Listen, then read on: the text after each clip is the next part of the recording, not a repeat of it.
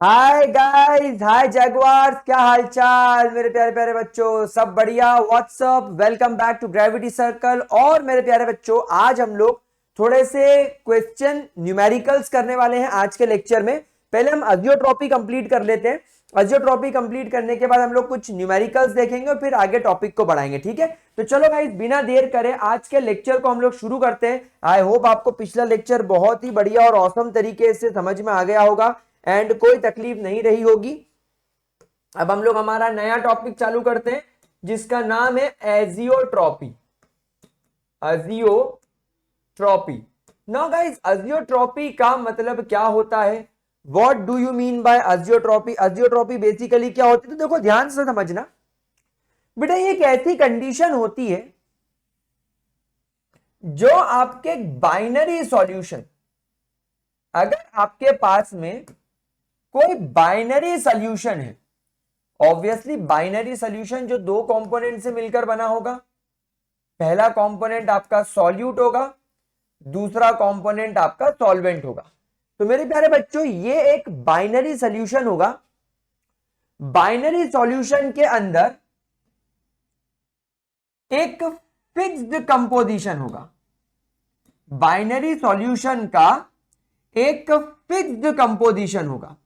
Fixed composition का मतलब, जैसे फॉर एग्जांपल अगर मैं आपसे बोलूं, फॉर एग्जांपल मेरे प्यारे बच्चों, अगर मैं आपसे बोलूं कि मेरे पास में अल्कोहल है 95% और वाटर है 5%, या अगर मैं आपसे बोलूं मेरे पास में HNO3 है 32% और A68% और वाटर है 32%, तो एक फिक्स कंपोजिशन हो गया। मतलब यहां पर सॉल्यूट का और सॉल्वेंट का एक फिक्स कंपोजिशन चलेगा।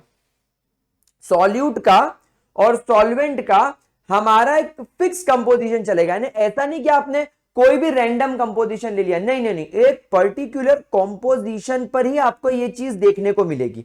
तो फिक्स्ड कंपोजिशन के ऊपर क्या होता है? फिक्स्ड कंपोजिशन के ऊपर जब आपके सॉल्यूट का vapour pressure in liquid state बराबर हो जाए सॉल्यूट का vapour pressure in vapour state.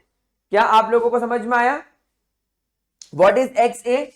X A का मतलब होता है मोल फ्रैक्शन। एक्स ए का मतलब होता है mole fraction of solute, mole fraction of solute in liquid state, mole fraction of solute in liquid state बराबर हो जाए मोल फ्रैक्शन, बराबर हो जाए mole fraction of solute in vapour phase. In vapour phase जब ऐसा होता हुआ नजर आए, and mole fraction of solvent in liquid state and mole fraction of solute solvent in vapour phase, ये क्या हो जाएगा? ये हो जाएगा आपका मोल फ्रैक्शन, ये हो जाएगा आपका mole fraction of solvent in liquid state, mole fraction of solvent in liquid state, और ये हो जाएगा आपका mole fraction of solvent in vapour phase. जब ऐसा हो जाएगा तो ऐसी कंडीशन के अंदर आपके दोनों, your both solute and solvent will start behaving as a single molecule, as a single molecule, and will show same boiling point, and will show same boiling point, and it cannot be separated by fractional distillation। fractional distillation। क्या ये बात समझ में आ रही मेरे प्यारे बच्चों को? अब मेरी बात सब लोग ध्यान से सुनेंगे। मैंने पूरा कॉन्सेप्ट तो लिख दिया, अब इसको समझने की कोशिश करते हैं। मान लो तुम्हारे पास में अल्कोहल और वाटर का सॉल्यूशन है, ठीक सा। हमने बोला कि हमारे पास में अल्कोहल का यानी C2H5OH का और वाटर का हमारे पास में एक सॉल्यूशन है, बाइनरी सॉल्यूशन हो गया, ग्रेट। अल्कोहल मेरे पास में 95% है और वाटर मेरे पास में 5% है, फिक्स कंपोजिशन हो गया, ग्रेट। इमेजिन करो अभी अल्कोहल का वेपर फेज में या लिक्विड स्टेट में, मान लो लिक्विड स्टेट में ये इसका मोल फ्रैक्शन 0.7 है, तो यहां पर आपके वाटर का मोल फ्रैक्शन 0.3 हो जाएगा। ये हो गई आपके लिक्विड स्टेट की बात, यानी अभी आपका जो लिक्विड स्टेट है, जो आपका सॉल्यूशन बना हुआ है, ये आपका जो यहां पर जो आपका सॉल्यूशन बना हुआ है, इस सॉल्यूशन में आपका XA 0.7 है और XB आपका 0.3 है। और जब हम इनके वेपर फेज की बात करेंगे, यानी जब हम इसके वेपर्स को ऑब्जर्व करेंगे C2H5OH को, तो ये भी 0.3 रहेगा, और जब हम इसके H2O की बात करेंगे तो ये भी 0.3 रहेगा। तो ये क्या रहेगा आपका, ये आपका वेपर स्टेट रहेगा। तो यहां पर आपको जो वेपर दिखाई दे रहे हैं ऊपर हवा में उड़ते हैं, तो तुम्हारा लिक्विड स्टेट हो गई, और यहां पर तुमको इसके वेपर दिखाई दे रहे हैं, तो तुम्हारा यहां पर YA 0.7 हो गया, यानी कि अल्कोहल का, और वाटर का यहां पर भी 0.3 हो गया। यानी आप देखो दोनों तरफ इनका कॉम्पोजिशन सेम हो गया। तब ऐसी कंडीशन पे आपका इथेनॉल और आपका वाटर, ये दोनों मॉलिक्यूल एक जैसे मॉलिक्यूल की तरह बिहेव करने लगेंगे। ये दोनों मॉलिक्यूल सेम बिहेव करने लगेंगे, यानी कि इन दोनों मॉलिक्यूल्स के बीच में सेम टाइप का इंटरेक्शन होने लगेगा। यानी कि जैसा वाटर में देखने को मिलता है, जैसा इथेनॉल में देखने को मिलता है, एग्जैक्टली वैसा वाटर इथेनॉल में देखने को मिलेगा। तो यहां पर क्या होगा, अल्कोहल और वाटर एक दूसरे को स्ट्रॉन्ग इंटरमॉलिक्यूलर फोर्सेस से होल्ड कर लेंगे। तो इस कंडीशन पे क्या होगा, आपका ना तो वाटर अपना इंडिविजुअल बॉइलिंग पॉइंट शो करेगा, ना तो इथेनॉल अपना इंडिविजुअल बॉइलिंग पॉइंट शो करेगा। ये दोनों सेम बॉइलिंग पॉइंट शो करेंगे, ये दोनों सेम टेम्परेचर पर बॉयल होने लगेंगे। मतलब ना तो तुम्हारा अल्कोहल 60 डिग्री पर बॉयल होगा, ना तो तुम्हारा वाटर 100 डिग्री पर बॉयल होगा। ये दोनों हो सकता है 40 डिग्री पर बॉयल होना शुरू कर दे, हो सकता है ये दोनों 110 डिग्री पर बॉयल होना शुरू कर दें। तो दोनों का बॉइलिंग पॉइंट सेम हो जाता है, और जब दोनों का सेम टेम्परेचर पर बॉइलिंग पॉइंट यानी अचीव हो जाएगा, यानी जब दोनों सेम टेम्परेचर पर बॉयल होने लगेंगे, तो दोनों के वेपर्स एक साथ जनरेट होंगे। तो आप इसे फ्रैक्शन डिस्टिलेशन से अलग नहीं कर सकते। फ्रैक्शनल डिस्टिलेशन का काम क्या होता है, दो मिसिसिबल लिक्विड्स हैं, दो ऐसे लिक्विड है जिनके दोनों के वेपर्स बन सकते हैं, लेकिन आप यहां पर देखो वाटर टेक्निकली 100 डिग्री पर बॉयल होता है और आपका अल्कोहल 60 डिग्री पर बॉयल होता है। तो जैसे ही आप इस मिक्सचर को 60 डिग्री पर हीट करने लगोगे, 60 डिग्री पर क्या होगा, आपके इथेनॉल तो पूरी तरीके से वेपोराइज हो जाएगा। तो इथेनॉल के वेपर हम अलग कलेक्ट कर लेंगे, कंडेंस करके उसको लिक्विफाई कर लेंगे, और वाटर तो बॉयल होना शुरू ही नहीं हुआ है 100 डिग्री सेल्सियस पर, तो आपने दोनों को सेपरेट कर लिया। लेकिन ये कब होता है, जब दोनों के बॉइलिंग पॉइंट अलग हो। लेकिन गाइस इस पर्टिकुलर कंपोजिशन पर जब अल्कोहल और वाटर का मोल फ्रैक्शन लिक्विड स्टेट में और अल्कोहल और वाटर का मोल फ्रैक्शन वेपर स्टेट में जब इक्वल हो जाता है, और जब ये कंपोजिशन अचीव होता है, तब आपका इथेनॉल और वाटर दोनों एक मॉलिक्यूल जैसा बिहेव करने लगते हैं, दोनों का बॉइलिंग पॉइंट सेम हो जाता है, और अब आप इसे अलग नहीं कर सकते by fraction distillation, and this phenomenon is called as अजियोट्रॉपी।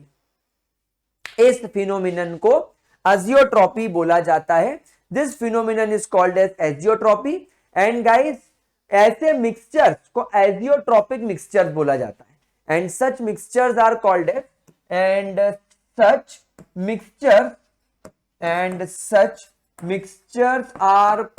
as azeotropic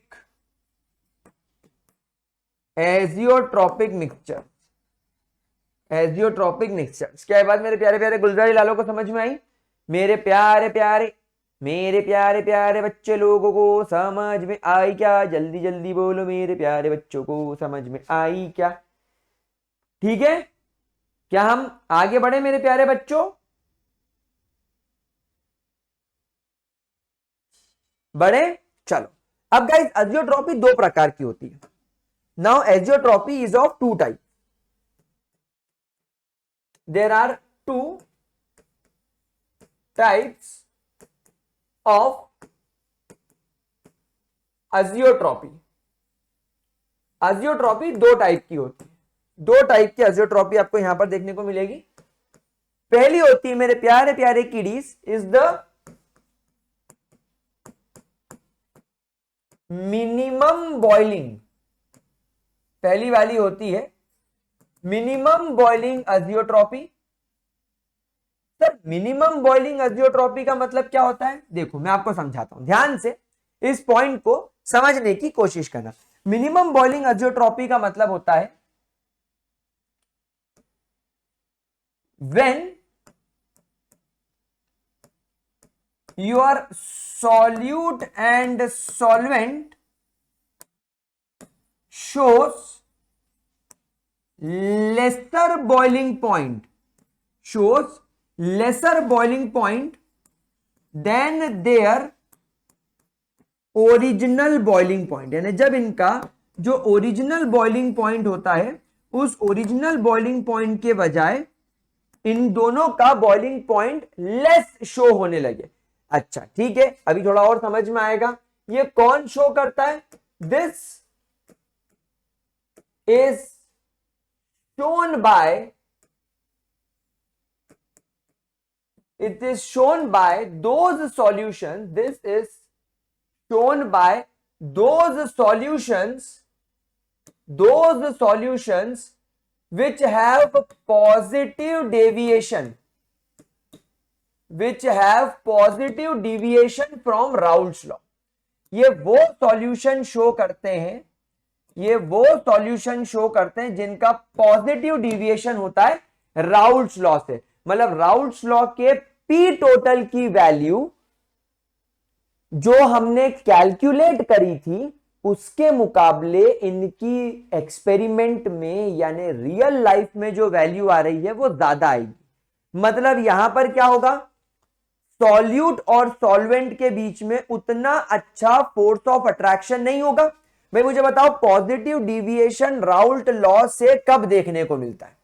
positive deviation का मतलब होता है जब तुम्हारे सॉल्यूट और सॉल्वेंट में उतना मजबूत, उतना अच्छा, उतना प्यारा इंटरमॉलिक्यूलर फोर्स ऑफ अट्रैक्शन ना हो जितना सॉल्यूट और सॉल्वेंट के बीच में था।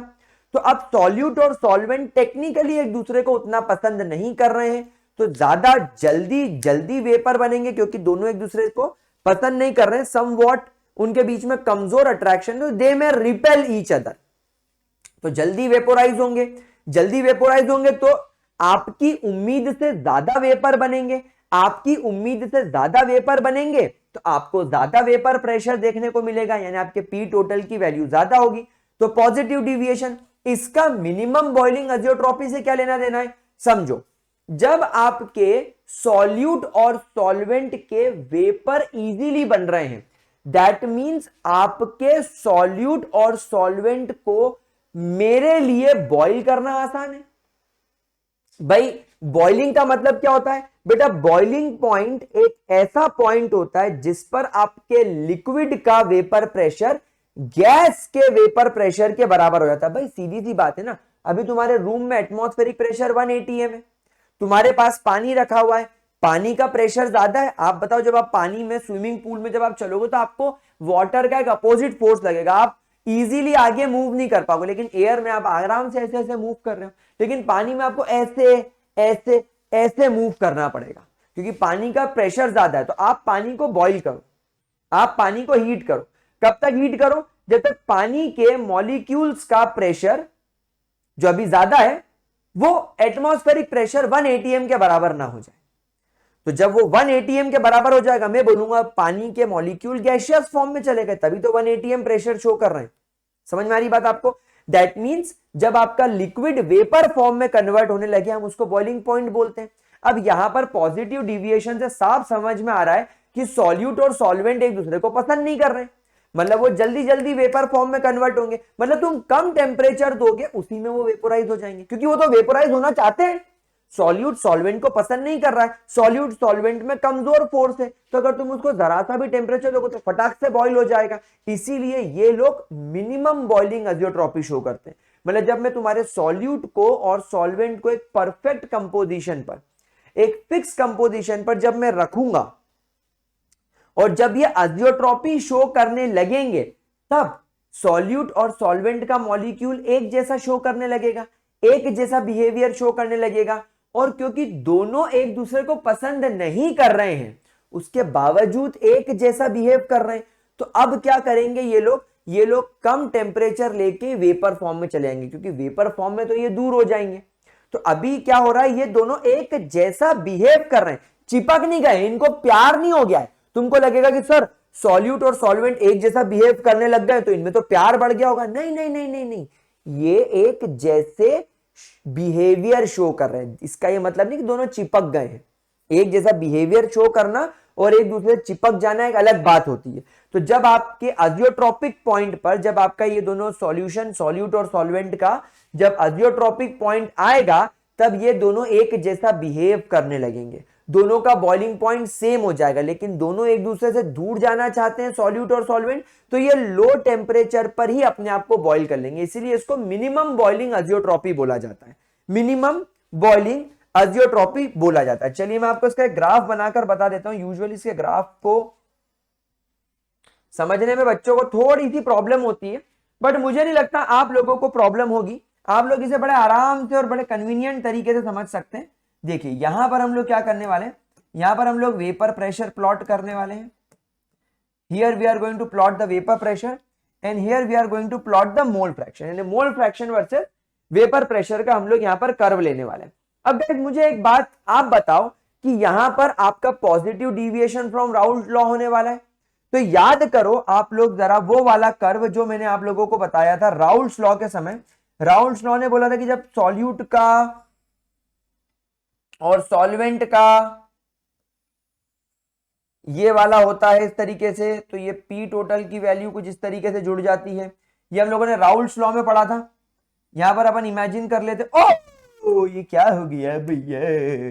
हाँ, तो यहां पर मान लो मेरे पास में एक्स ए है 100% और यहां पर मेरे पास में एक्स बी है 0%।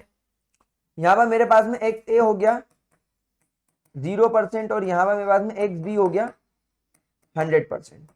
तो यहां पर मेरे पास में ये वैल्यू हो गई पी बी नॉट की, यहां पर मेरे पास में वैल्यू हो गई पी ए नॉट की। ये मेरा पी ए चल रहा है, ये मेरा पी बी चल रहा है। ये हम लोगों ने पढ़ा था राउल्ट्स लॉ में,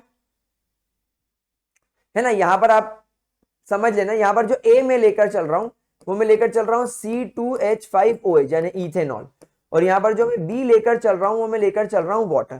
ठीक है, यहां पर आपका पी टोटल हो गया था। लेकिन गाइज आप लोग सब इस बात को जानते थे कि जब हम लोग पॉजिटिव डिविएशन की तरफ चलते हैं तो पॉजिटिव डिविएशन में पी टोटल की वैल्यू बड़ी बड़ी आती है, पी टोटल की वैल्यू यहां पर बड़ी हुई आती है। क्या आप लोग ये बात सब जानते थे? तो यहां पर हम लोग ये सब ना प्लॉट करते हुए, यहां पर हम लोग ये सब चीजें ना प्लॉट करते हुए, वो पूरा ही मर गया, जा मर जा, हट, पूरा ही उड़ा दो, हटा दो, पूरा ही हटा दो, कोई बात नहीं, हम वापस से प्लॉट कर लेंगे। मतलब मेरे को आपको इमेजिन करवाना था कि आप लोगों ने इमेजिन कर लिया, वो चीज समझ में आ गई। चलिए, तो यहां पर हम लोग वापस से कर्व बना रहे हैं। यहां पर हम लोग लिख रहे हैं हमारा वेपर प्रेशर, इस एक्सिस पर we are writing the vapour pressure, इस पॉइंट पर we are writing the mole fraction. ठीक है, और आप सभी लोग इस बात को बहुत अच्छे तरीके से वाकिफ हैं कि यहां पर आप लोगों को एक पॉजिटिव डिविएशन दिखाई देता है। तो बस मैं पॉजिटिव डिविएशन वाली लाइन यहां पर इस तरीके से बना रहा हूं। I M forming the positive, this is the line for P total, this is the line for P total. अच्छा, यहां पर आपका जो इथेनॉल है, यहां पर आपका जो इथेनॉल है उसका मोल फ्रैक्शन 1 है, और यहां पर तुम्हारे वाटर का मोल फ्रैक्शन 0 है इस पॉइंट पर, और इस पॉइंट पर तुम्हारे इथेनॉल का मोल फ्रैक्शन है 0, और यहां पर तुम्हारे वाटर का मोल फ्रैक्शन है 1। क्या पॉइंट समझ में आया? ठीक है प्यारे बच्चों, क्या पॉइंट समझ में आया? अब ये तुम्हारा लिक्विड स्टेट का वेपर प्रेशर था, this is the P total of liquid state. अब जब मैं यहां पर आगे बढ़ा और मैं इस पर्टिकुलर पॉइंट पर आया, यहां पर मैंने देखा कि यहां पर मेरा इथेनॉल का मोल फ्रैक्शन 0.95 है और यहां पर मेरे वाटर का मोल फ्रैक्शन 0.05 है। यानी जब मेरे पास में 95% इथेनॉल है और मेरे पास में सिर्फ और सिर्फ 5% वाटर है, तो इस पर्टिकुलर पॉइंट पर मैं क्या देखता हूं कि आपका जो लिक्विड है और आपका जो वेपर है, देखो इन दोनों का बॉइलिंग पॉइंट सेम हो गया, फिर उसके बाद में चेंज होकर यहां पर फिर चेंज हो जाता है। लेकिन आप देखो इस पर्टिकुलर पॉइंट पर, ये देखो इस पर्टिकुलर पॉइंट पर आप देखो, ये वाले पॉइंट पर आप देखो, एट दिस पॉइंट इन दोनों का बॉइलिंग पॉइंट सेम हो गया। तो मैं बोलूंगा this is your azeotropic point, this is your azeotropic point, जहां पर आपका दोनों का बॉइलिंग पॉइंट सेम हो गया। They both have the same boiling point, यानी दोनों का वेपर प्रेशर यहां पर आप देखो सेम हो गया। क्या बात समझ में आई? तो इस तरीके से आप लोगों को मिनिमम बॉइलिंग अजियोट्रॉपी का फॉर्मेट देखने को मिलेगा। ये इनका वेपर स्टेट की बात चल रही है, समझ में आई मेरे प्यारे बच्चों? ठीक है, कोई दिक्कत कोई परेशानी? अगर कोई प्रॉब्लम हो रही हो तो आप लिख सकते हो, अदरवाइज बस आप यहां पर इसका एग्जाम्पल लिख लो कि ये कौन शो करता है, C2H5OH प्लस H2O, जिसमें 95% इथेनॉल और 5% वाटर होता है। This is your best example. ठीक है,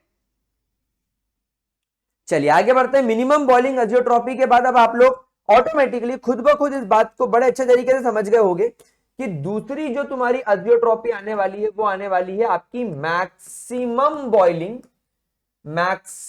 boiling azeotropy, maximum boiling azeotropy, maximum boiling azeotropy. Now maximum boiling azeotropy आप लोग सब समझ ही गए हो। यहां पर आपके सॉल्यूट और सॉल्वेंट का बॉइलिंग पॉइंट उनके ओरिजिनल बॉइलिंग पॉइंट से ज्यादा होगा, यानी यहां पर आपका जो सॉल्यूशन होगा, यानी यहां पर आपका जो सॉल्यूशन होगा जिसमें आपका सॉल्यूट भी होगा एंड आपका सॉल्वेंट भी होगा, have higher boiling point at azeotropic point, they have higher boiling point at azeotropic point as compared to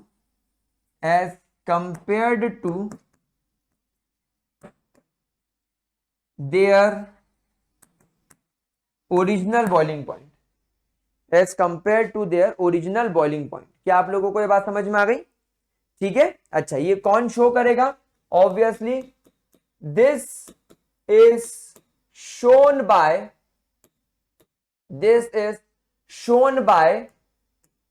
the solutions that shows negative deviations from Raoult's law. आपके Raoult's law से ये negative deviation show करते हैं। Guys जरा इस बात को ध्यान से समझने की कोशिश करना, नेगेटिव डिविएशन कौन शो करता था? राउल्ट ने सोचा कि यार एक सॉल्यूट है, इसका ये वेपर प्रेशर है प्योर फॉर्म में, एक सॉल्वेंट है, इसका ये वेपर प्रेशर है प्योर फॉर्म में, मैं दोनों को मिला दूंगा तो सॉल्यूट का जितना मोल फ्रैक्शन होगा उसको उसके प्योर फॉर्म के वेपर प्रेशर से मल्टीप्लाई कर दो, सॉल्वेंट का जो मोल फ्रैक्शन होगा उसको उसके प्योर फॉर्म के वेपर प्रेशर से मल्टीप्लाई कर दो, पीए और पीबी की वैल्यू मिल जाएगी, उसको जोड़ दो आपको पी टोटल की वैल्यू मिल जाएगी। लेकिन रियल में क्या हुआ? रियल में सॉल्यूट और सॉल्वेंट जब एक दूसरे से मिले तो राउल्ट्स ने सोचा था कि जितना सॉल्यूट को पसंद करता है, जितना सॉल्वेंट को पसंद करता है, उतना ही सॉल्यूट सॉल्वेंट को पसंद करेगा। लेकिन यहां उल्टा हो गया, यहां पर सॉल्यूट सॉल्वेंट एक दूसरे को इतना ज्यादा पसंद करने लगे कि इनके बीच में बहुत टाइट और बहुत स्ट्रॉन्ग इंटरमॉलिक्यूलर फोर्स बन गया। तो आपने जितना सोचा था ये उतने वेपर ही नहीं बना रहा है, क्योंकि इसके वेपर बनाने के लिए आपको बहुत टाइम लग रहा है, बहुत एनर्जी लग रही है, क्योंकि दोनों में अट्रैक्शन ज्यादा है। तो इन्वायरमेंट से ये सॉल्यूशन धीरे धीरे एनर्जी लेगा और एक पर्टिकुलर पॉइंट के बाद जब वो एनर्जी सफिशिएंट गैदर कर लेगा तब जाकर ये सॉल्यूट सॉल्वेंट टूटेंगे और इनके वेपर्स बनेंगे। मतलब यहां पर वेपर्स बनना is not an easy task. तो जब यहां पर वेपर्स आराम से नहीं बनेंगे, जब यहां पर वेपर्स बहुत कम टाइम में बनेंगे, बहुत कम बनेंगे, तो पी टोटल भी कम हो जाएगा ना, vapour pressure of the solution भी कम हो जाएगा। तो यहां पर ऐसे सॉल्यूशन मैक्सिमम बॉइलिंग अजियोट्रॉपी शो करेंगे। मतलब कि जब आपका सॉल्यूट और सॉल्वेंट एक पर्टिकुलर कंपोजिशन पर पहुंचेंगे, एक पर्टिकुलर कंपोजिशन पर पहुंचेंगे, तो पर्टिकुलर कंपोजिशन पर पहुंच जाने के बाद सॉल्यूट और सॉल्वेंट जब एक जैसा बॉइलिंग पॉइंट शो करने लगेंगे, तब आप देखोगे कि सॉल्यूट और सॉल्वेंट में काफी ज्यादा अट्रैक्शन है। तो ये ऑलरेडी हाईली अट्रैक्टेड है, एक दूसरे से स्ट्रांगली बाइंडेड है, तो इनको वेपोराइज करना हमारे लिए मुश्किल होगा, इसलिए हमें इनको ज्यादा एनर्जी देनी पड़ेगी। We have to give more energy, more and more and more and more and more energy. क्या बात समझ में आ गई मेरे प्यारे बच्चों? चलिए इसका ग्राफ बनाने की कोशिश करते हैं। अब आप लोगों को कॉन्सेप्ट तो समझ में ही गया है, तो I think we don't have to waste much time और हम लोग सीधे सीधे इसके कॉन्सेप्ट की तरफ चलते हैं। यहां पर हम लोग वापस लिखते हैं हमारा वेपर प्रेशर इस एक्सिस पर, यहां पर हम लोग लिखते हैं हमारा मोल फ्रैक्शन। यहां पर मैं एग्जांपल लूंगा HNO3 जो कि यहां पर 1 है, और यहां पर मैं एग्जांपल लूंगा विथ वाटर जो कि 0 है। मैं यहां पर HNO3 वर्सेस वाटर का ले लेता हूं। एक काम करता हूं, मैं यहां पर इसको उल्टा लिख देता हूं, ग्राफ को मैं उस तरफ बना देता हूं, तो H2O, वैसे कोई फर्क नहीं पड़ता, कोई फर्क नहीं पड़ता, ठीक है ना, आप कैसा भी बना लो। फिर यहां पर हम लोग वाटर को 0 कर देते हैं एज यूजुअल, और यहां पर आपका HNO3 1 हो जाएगा। अब अगर मान लो ये एक्चुअली अगर राउल्ट्स लॉ को फॉलो करता, तो आप लोगों को नेगेटिव डिविएशन कुछ इस प्रकार देखने को मिलता है। आपको पी टोटल की वैल्यू कुछ इस तरीके देखने को मिलती। यूजुअली पी टोटल सीधा चलता है, यहां से यहां वाले पॉइंट पे यूजुअली आपका पी टोटल ऐसा सीधा चलता, लेकिन आपको नेगेटिव डिविएशन यहां पर देखने को मिला। समझ में आई मेरे प्यारे बच्चों को बात?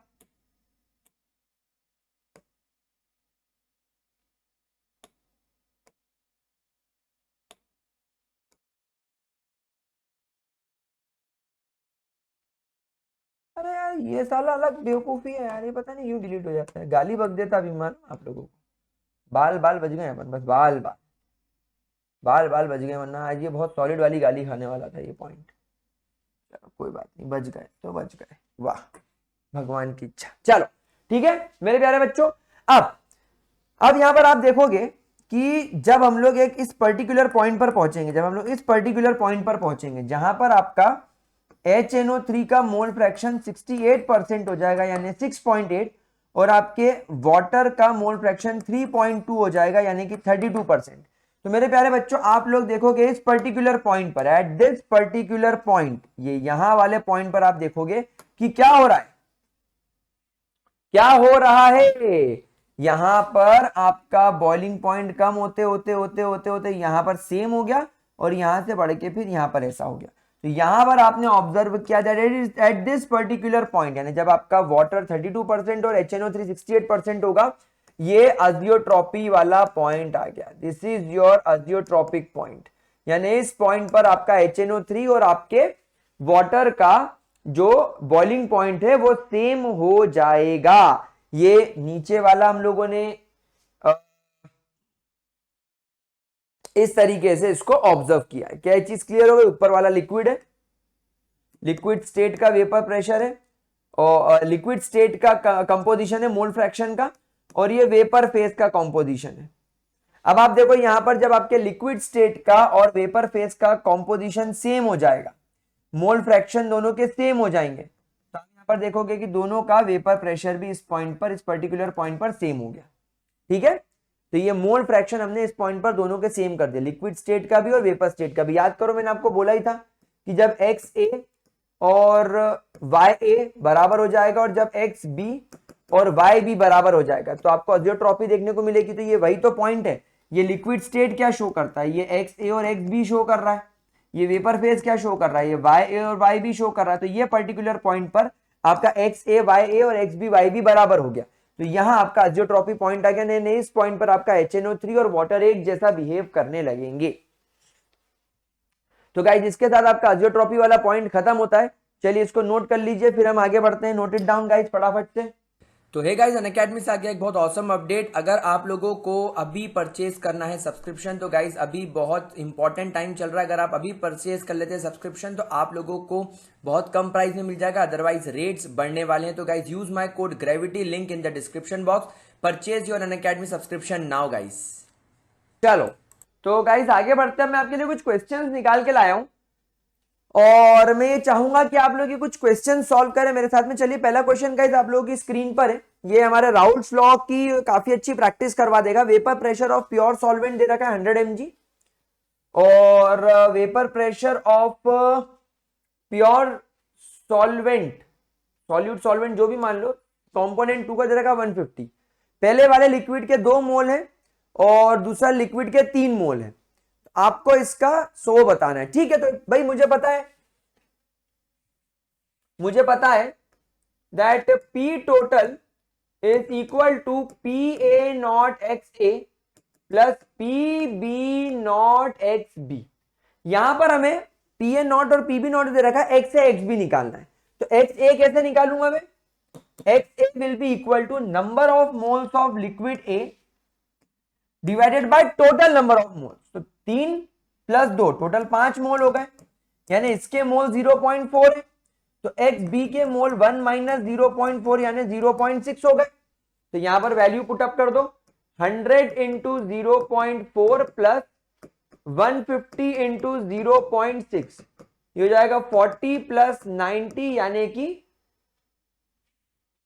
क्या मैं सही सॉल्व कर रहा हूं?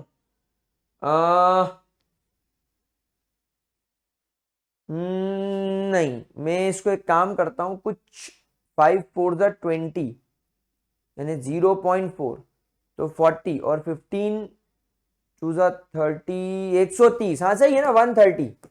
तो हमारा 130 mmHg आंसर आना चाहिए। I think option number 2 is correct. क्या आप लोगों का भी सही जवाब आया? कितना जल्दी और कितना सुपर फास्ट तरीके से सॉल्व हो गया। चलिए ग्रेट, अगला क्वेश्चन देखते हैं। वेपर प्रेशर दे रखा है ऑफ प्योर बेंजीन, यानी इतना, यानी तुम्हारा PA नॉट मान लो 957 mmHg और टॉल्विन का दे रखा है, यानी आप PB नॉट मान लो 379.5 mmHg। Now the composition of benzene and toluene at इतना डिग्री सेल्सियस। तो गाइस जब ऐसा क्वेश्चन आता है ना, आप आंख बंद करके P टोटल 760 mmHg मान सकते हो, क्योंकि आप यूनिट चेक कर लेना हमेशा, क्योंकि अगर यूनिट mmHg में है तो आप लोग जानते हो कि जनरल केस में 180 m मतलब 760 mmHg होता है 1.0132 बार के आसपास, मतलब 1.01324 ऐसा कुछ बार होता है, एंड ऐसा ही कुछ 1.01 इंटू 10⁵ पास्कल्स होता है। तो आप ये जान सकते हो। तो ये P टोटल हो गया। चलो करते हैं सॉल्व।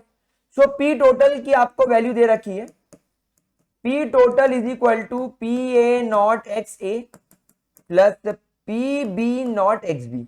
अब यहां पर सबसे पहला मैं क्या खेल खेलता हूं पता है? मेरे को बहुत मजा आता है खेल खेलने में। मैं काम करता हूं, यहां पर फॉर्मूला लिखता हूं XA माइनस XB इज, क्योंकि मैं जानता हूं कि XA प्लस XB हमेशा 1 के बराबर होता है। तो अगर मैं XB को लिख लूं तो ये 1 माइनस XA हो जाएगा। तो मैं यहां पर PB की जगह पर मैं एक काम करता हूं 1 माइनस XA लिख देता हूं। इससे क्या होगा, मेरा क्वेश्चन सॉल्व करना आसान हो जाएगा, क्योंकि मेरी सारी यूनिट XA में हो गई। अब P टोटल हो गया तुम्हारा 760, PA नॉट आपको दे रखा है 957 XA प्लस PB आपको दे रखा है 379.5, 1 minus XA, 760 is equal to 957 XA plus 379.5 minus 379.5 XA। अब आप इसमें से इसको माइनस कर दो। अब आपको कॉन्सेप्ट तो समझ में आ ही गया होगा कि मैं क्या बोलना चाह रहा हूं, है ना? तो आपने इसको इसमें से माइनस किया और आप इस वैल्यू को इधर ले आके माइनस कर दो। तो गाइज आपका फाइनली XA की जो वैल्यू आएगी वो आएगी 0.66। अब आपको ये सॉल्व खुद से करना है ना? ये आप कोशिश करके खुद से सॉल्व करने की कोशिश करें, ये क्वेश्चन जरूर बनेगा। अब हमको यहाँ पर यही वाला फॉर्मूला यूज करना है, एक्स ए की वैल्यू आ गई तो हम एक्स बी निकालने के लिए क्या करेंगे, X B is equal to 1 minus 0.66 ये वाले फॉर्मूले से, तो 0.34 इज योर आंसर। आप आंसर जरूर चेक करेंगे, आप लोगों को आंसर चेक करना पड़ेगा, ठीक है। बहुत इजी इजी कॉन्सेप्ट से, कोई ज्यादा बड़ी बात नहीं है। ऐसे क्वेश्चन तुमको बोर्ड में भी देखने को मिलेंगे। ये क्वेश्चन देखो क्या बोल रहा है, vapour pressure of a certain pure liquid A is इतना मिलीबार, ठीक है। When a solution B is prepared in A at the same temperature, the vapor pressure is found to be 32. So the mole fraction of A in liquid B. चलो करो इस question को solve, करो इस question को solve करो। क्या पूछ रहा है ये, मोल फ्रैक्शन पूछ रहा है, ये आप लोगों से मोल फ्रैक्शन पूछ रहा है।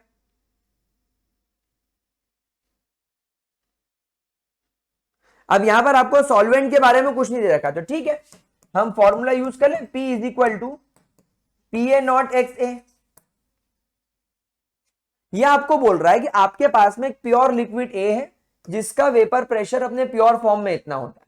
जब मैं इस लिक्विड ए को एक सॉल्यूशन बना देता हूं, एक बी नाम का सॉल्यूशन बना देता हूं, तो उस बी नाम के सॉल्यूशन के अंदर हमारे इस ए नाम के लिक्विड का वेपर प्रेशर इतना हो जाएगा। यानी ये बेसिकली पी ए की बात कर रहा है, यानी कि ये बात कर रहा है vapour pressure of liquid A in solution की, वो कितना हो गया इसका 32। और जब आपका वेपर प्रेशर था प्योर सॉल्वेंट का, vapour pressure of pure solvent, vapour pressure of pure solvent कितना था 40, तो ये हो जाएगा 40 मल्टीप्लाई बाय एक्स ए, आपको मोल फ्रैक्शन मिल जाएगा। तो एक्स ए की वैल्यू क्या हो जाएगी भाई, मैं इसको काट दूं 10 टाइम्स, ये चला गया 8 टाइम्स, यानी 0.8 मोल। 0.8 इज द मोल फ्रैक्शन। बहुत घटिया क्वेश्चन, बहुत इजी क्वेश्चन, क्वेश्चन की लैंग्वेज आ गई, क्वेश्चन सॉल्व हो जाएगा। अगला क्वेश्चन क्या है, 100 ml of liquid A and 25 ml of liquid B are mixed to form a solution of volume 125 ml, then the solution is, definitely solution एक ideal solution है। Sir ideal solution क्यों है, क्योंकि मैंने आपको बताया था जब इसका डेल्टा वी मिक्सिंग अगर आइडियल सॉल्यूशन का 0 हो तो ही वो आइडियल सॉल्यूशन कहलाएगा, अदरवाइज वो नॉन आइडियल सॉल्यूशन हो जाएगा। अब आप यहां पर देखो, आपका सॉल्यूट 100 ml, सॉल्वेंट 25 ml, या कंपोनेंट मान लो, एक कंपोनेंट 100 ml है, दूसरा कंपोनेंट 25 ml है, इधर भी सम 25 आ रहा है, यानी ए को बी में मिलाया तो सी नाम का सॉल्यूशन बना, तो ये सॉल्यूशन 125 आना चाहिए, ये सॉल्यूशन 125 आ रहा है, there is no change in volume.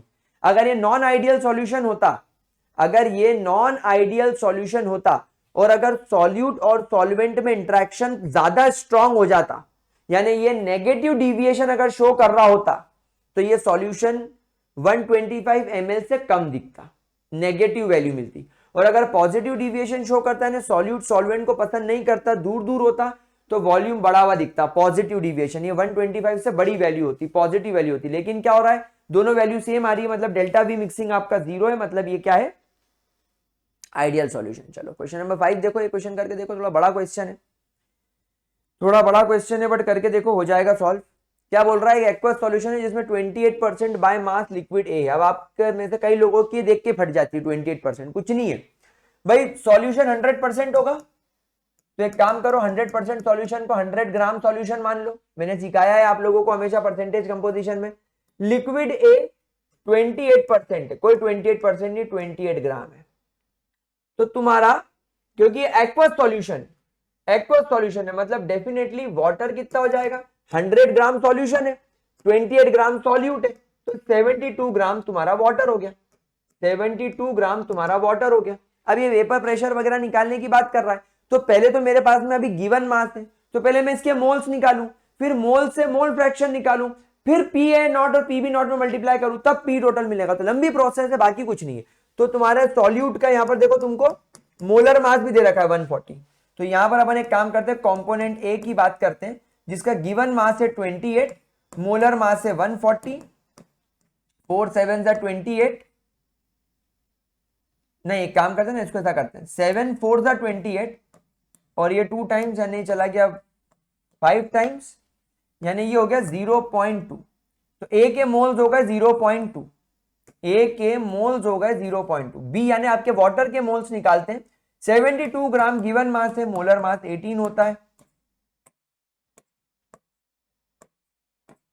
4 यानी इसके 4 मोल्स हो गए, इसके 4 मोल्स हो गए। क्या आप लोगों को इनके मोल्स मिल गए? चलिए अब हम लोग एक काम करते हैं, इसका मोल फ्रैक्शन निकाल लेते हैं। एक्स ए 0.2 डिवाइडेड बाय 4 प्लस 0.2 यानी 4.2 है ना। मोल फ्रैक्शन निकालने का फॉर्मूला क्या होता है? Number of moles of component A divided by total number of moles in the solution. तो total number of moles in the solution 0.2 plus 4 है, तो कितनी वैल्यू आ रही होगी तुम्हारी यार? 0.4 की, एक काम करते हैं ना हम लोग, मोल फ्रैक्शन बस ऐसे लिख के छोड़ देते हैं। तो एक्स बी का मोल फ्रैक्शन कितना हो जाएगा? 4/4.2। सर ऐसा क्यों कर रहे हो? आसान हो जाती है चीज। नाउ ये क्या बोल रहा है? हैज द वेपर प्रेशर इतना, यानी ये तुम्हारा पी ए नॉट हो गया। तो हम यहां लिखेंगे P total is equal to P A naught X A plus P B naught X B. P A naught हो गया 160, इसके मोल फ्रैक्शन है 0.2 डिवाइडेड बाय 4.2 प्लस तुम्हारा P B naught. Find the vapour pressure of pure liquid A. The vapour pressure of water at 30 degree Celsius is 150 mmHg। यानी यहां पर तुम लोगों को ये जो ओके दिस इज नॉट 160, ये बोल रहा है by mass an aqueous solution containing इतना percent by mass of liquid A has the vapour, मतलब तुमको पी टोटल यहां पर 160 दे रखा है, यानी तुम्हारा 160 पी टोटल हो गया। तुम्हें एक्स ए दे रखा है 0.2 बाय 4.2, लेकिन तुमको पी ए नॉट नहीं दे रखा है, तुमको पी ए नॉट निकालना है। प्लस तुमको पी भी दे रखा है, देखो the vapour pressure of water at 30 degree Celsius is 150 mmHg, यानी तुमको यहाँ पर इसका वो दे रखा है प्योर फॉर्म में, और आपके पास में इसके मोल फ्रैक्शन भी 4 डिवाइडेड बाय 4.2। बस अब आप इसको सॉल्व कर लो, बस अब आप इसको सॉल्व कर लो, आपका काम चई चका चई चपाक चई हो जाएगा, मतलब बिल्कुल चकाचक हो जाएगा। आई डोंट थिंक कि आपको इसके अंदर फर्दर अब कोई प्रॉब्लम हो सकती होगी। ये कर लो तो 40 हो जाएगा, ये चला गया 3 1 जा 3, 1 कैरी, 3 4 जा 12, ये चला गया 50 टाइम्स, फिर ये चला गया 7, ये चला गया 20 टाइम्स। बस, और बस इसको फर्दर सॉल्व कर लो। तो मैं आपको इसका आंसर लिख के दे दूं, मैं आपको इसका आंसर लिख के दे दूं, आप इसको फर्दर सॉल्व करेंगे तो आपको वैल्यू मिलेगा कुछ 360 के आसपास आपको आंसर आएगा। 360.15 ये इसकी यूनिट काय में चल रही थी? मिलीमीटर एचजी में। तो ये तुम्हारा इसका आंसर हो जाएगा। तो this is how you can solve such questions. I hope आपका कॉन्फिडेंस बढ़ता जा रहा होगा इस चीज के अंदर। चलिए अगला क्वेश्चन देखें। अगला क्वेश्चन भी काफी बड़ा क्वेश्चन है। आपको vapour pressure of ethanol and methanol दे रखा है। ये आपका पी ए नॉट हो गया, ये आपका पी बी नॉट हो गया। An ideal solution is formed at the same temperature by mixing 60 gram of ethanol. चलो गिवन मास आ गया इथेनॉल का, यानी इथेनॉल को मैं ए मान के चल रहा हूं, I am taking ethanol as A. तो मेरे ए का गिवन मास हो गया 60। अच्छा इथेनॉल का मोलर मास निकालो, C2H5OH का। एक कार्बन का मास 12, दो कार्बन का मास 24, 5 हाइड्रोजन, एक ऑक्सीजन का मास 16 और एक हाइड्रोजन का मास 1। 16 प्लस 24 2 3 4 40 प्लस 6 46। और तुम्हारे बी यानी तुम्हारा मीथेनॉल को I am taking B, methanol is CH3OH। तो इसका कितना हो जाएगा? 12 प्लस 16 प्लस 4 यानी कि 32, जिसमें ये 40 ग्राम इसने मीथेनॉल लिया है। तो 42 डिवाइडेड बाय 32। चलिए इसके जरा मोल्स कैलकुलेट करो फटाफट से। एक के मोल्स आई थिंक 1.3 आएंगे और एक के मोल 1.2 आएंगे, 1.3 एंड 1.2। तो इसका मोल फ्रैक्शन कितना हो गया एक्स ए का? 1.3 डिवाइडेड बाय, बेटा इसका टोटल कितना हो गया? 2.5। और एक्स बी की वैल्यू कितनी हो गई?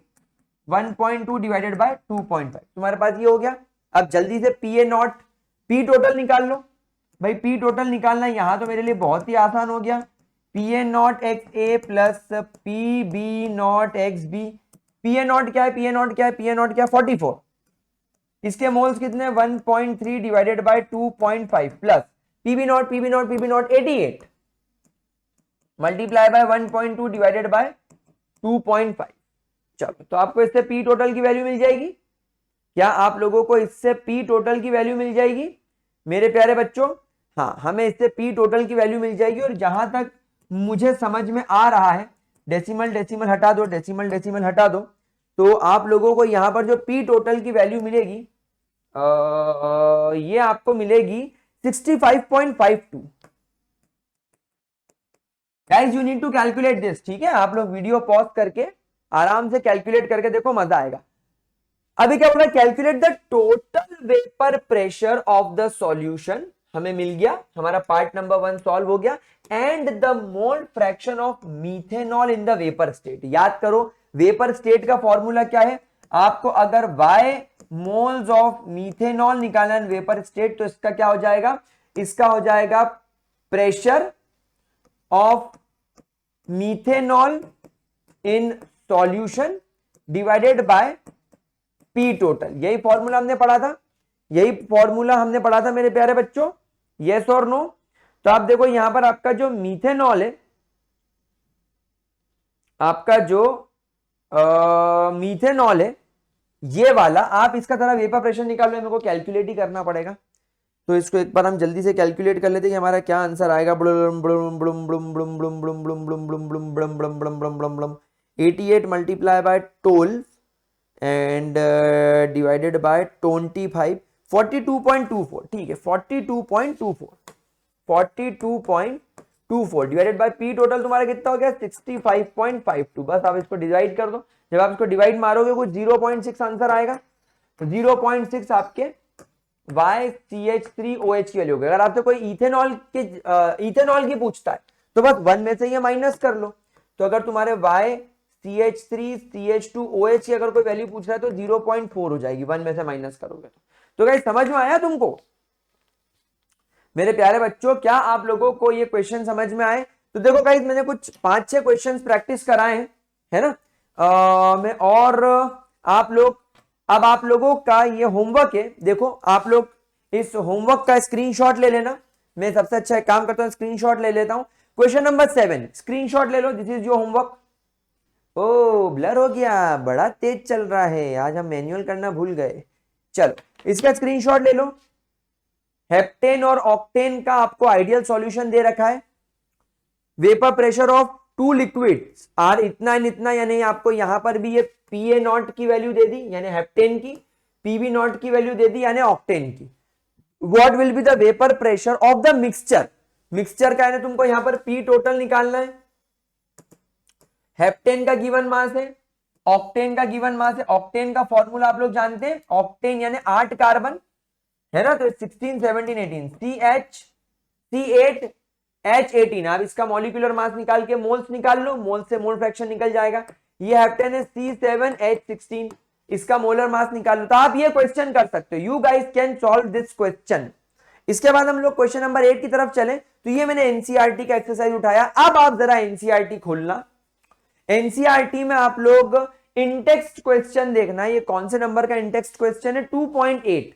इंटेक्स्ट क्वेश्चन 2.8 देखना। वेपर प्रेशर ऑफ लिक्विड ए और बी आपको दे रखा है, पीए नॉट दे रखा है, पीबी नॉट दे रखा है। बल्ले बल्ले। Find out the composition. आपको यहां पर पी टोटल दे रखा है, आपको एक्स ए और एक्स बी निकालना है। हम इससे मिलता जुलता क्वेश्चन अभी थोड़ी देर पहले ही करके आए। देखो जब हमसे ये देखो एक्स ए और एक्स बी पूछा था, हमारे पास में पी टोटल 600 दे रखा है, पीए नॉट दे रखा है, पीबी नॉट दे रखा है।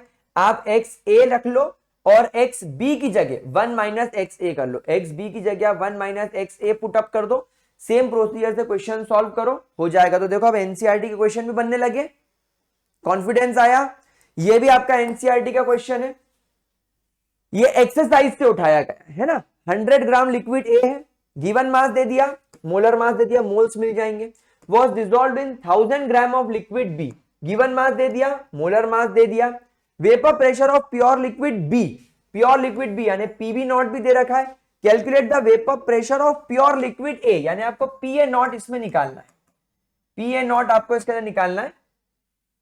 इन the solution the total vapour pressure of the solution is इतना, आपको पी टोटल भी दे रखा है। घटिया क्वेश्चन है बे, घटिया क्वेश्चन, लल्लू क्वेश्चन। अब तुमको समझ में आएगा एनसीईआरटी के कोई खास क्वेश्चन नहीं होते। Guys this is question number 10 and I think ये क्वेश्चन हम लोगों ने 2 बार रिपीट हो गया हमारी स्लाइड में, ठीक है? तो आई थिंक हम लोगों का यहां पर ये वाला टॉपिक खत्म होता है अच्छे तरीके से। आई होप आप लोगों को कोई प्रॉब्लम नहीं होगी। अब मैं आपसे जब अगली क्लास में मिलूंगा तो ये 4 क्वेश्चंस आप लोगों के सॉल्व होने चाहिए, इट्स माय रिक्वेस्ट। एंड दूसरी रिक्वेस्ट मैं आपसे करूंगा कि गाइस ग्रेविटी सर्कल को ना तो शेयर कर रहे हो, ना तो सब्सक्राइब कर रहे हो, कुछ कर ही नहीं रहे हो इतना अच्छा कंटेंट मिलने के बाद भी, तो ऐसा क्यों भैया? कोई कोई गलती हो रही है हमसे तो हमको बताओ, और नहीं तो गाइस प्लीज शेयर करो। ऐसा मत करो कि मैं खुद ही पढ़ लूं, मेरा खुद का भला हो जाए। मेरा भला भी तो करो थोड़ा सा, अपने मृत्युंजय सर के बारे में सोचो यार। प्यारे प्यारे बच्चे, तुम मेरे जैगवार्स हो, और जैगवार्स किसी से डरते नहीं है। ऐसा नहीं होता है कि तुमने अपने 4 दोस्तों के साथ शेयर कर दिया तो वो टॉप कर जाएंगे, नहीं। अगर तुम सच्चे जैगवार हो, डरने की जरूरत नहीं है, फेस द कॉम्पिटिशन। तो गाइस शेयर करो। अब अगले लेक्चर में हम लोग कोलिगेटिव प्रॉपर्टीज पढ़ेंगे। अब मेरे को लगता है 3 लेक्चर्स और रिक्वायर्ड होंगे, मैक्स टू मैक्स 3 लेक्चर, थोड़े बड़े हो सकते हैं बट उसके अंदर हमारा काम खत्म हो जाएगा। तो thank you so much for joining, bye bye, take care, good night, see you in the next class.